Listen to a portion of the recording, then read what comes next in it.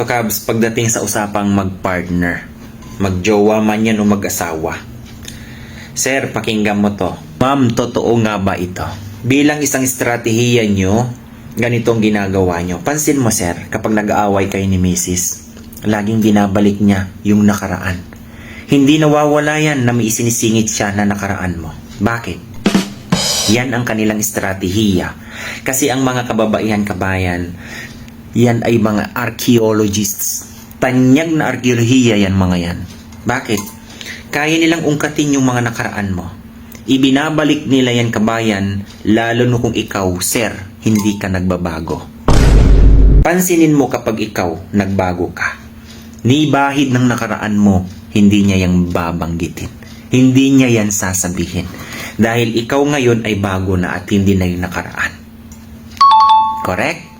Totoo yung Kabs. Pinipigilan niya ang sarili niya yan dahil hindi naman na yung ikaw na nakasama niyo noon yan.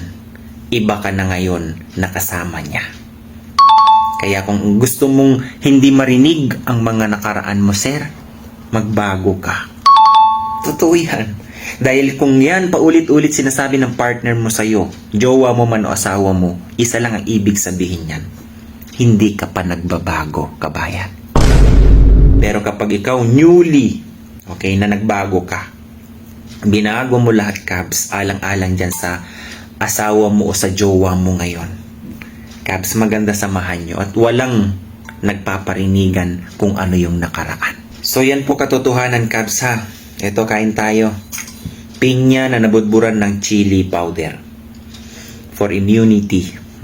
Nagpapatas ng immune system, Kabs.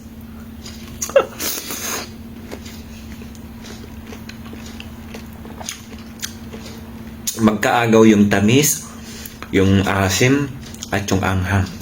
Vitamin C booster. Okay? Isingit ko lang yan, Kabs.